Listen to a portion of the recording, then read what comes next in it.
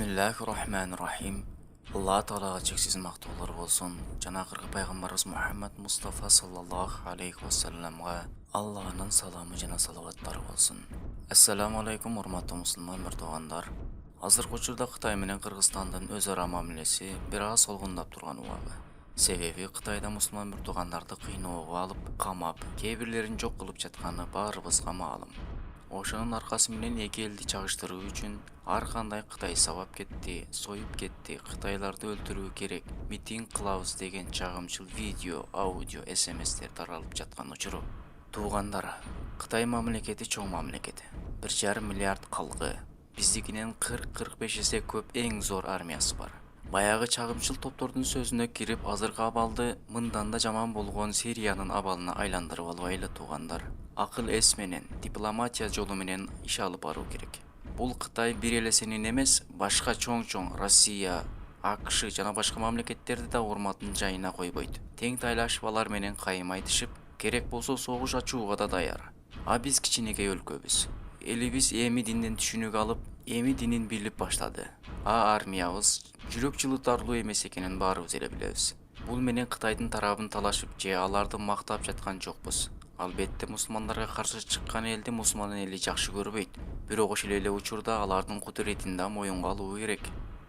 Кээ бир чагымчылдардын сөзүнө кирип ошолорго каршы турабыз дейбиз.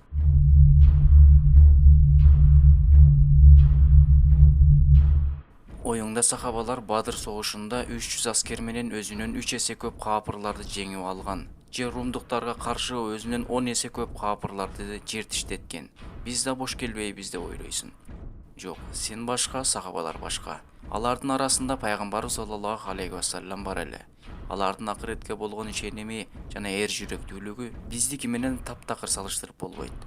Өлкөбүздүн 90-95% мусулман болгону менен баары Кудайдан коркуп, такыба болуп, эр жүрөк болуп кеткен жок. Биз динибизди кармануу боюнча эми талтаңдап басып келе жаткан баладайбыз.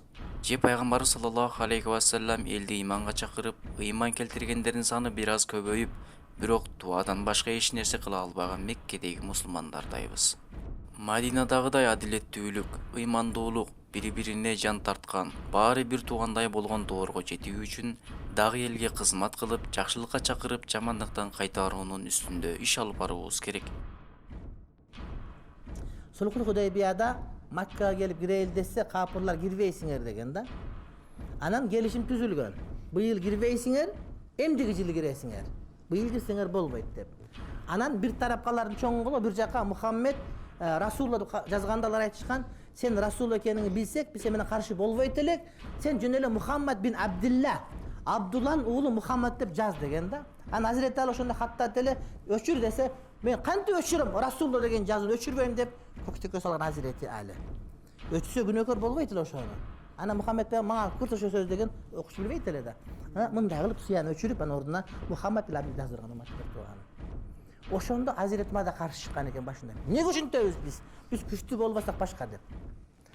Хикмат, туура жол, акылдуулук пайгамбар жетиштирмакты бир тууган.